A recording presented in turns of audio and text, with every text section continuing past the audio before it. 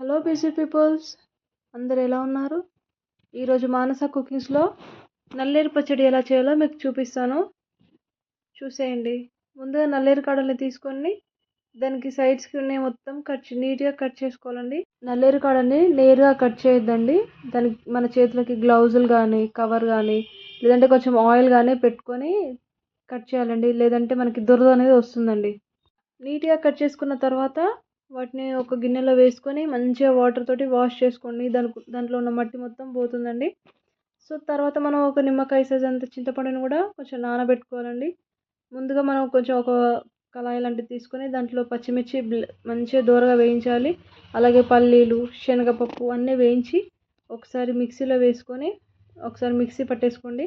Mixie పట్టేసుకున్న తర్వాత మనం ముందుగా కడిగి పెట్టుకున్న నల్లేరు కాడల్ని కొంచెం ఆయిల్ వేసుకొని ఒక 2-3 వెల్లుల్లి రెబ్బలు వేసుకొని వాటిని దోరగా వేయించండి.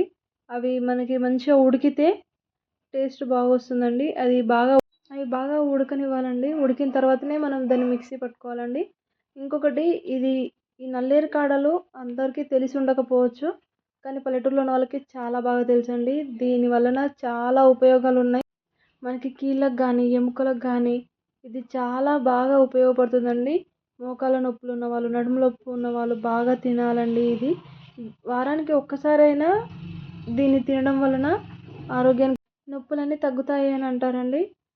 ఇది ఆయుర్వేదంలో ఒక చిట్కా అండి, కానీ చాలా బాగా ఉపయోగపడుతుందండి. సో మీరు కూడా ఒకసారి దీన్ని ట్రై చేయండి. ఉప్పు అండ్ చింతపండు కూడా వేసుకొని కొంచెం వాటర్ వేసుకొని మంచిగా మెత్తగా గ్రైండ్ చేసుకోవాలండి.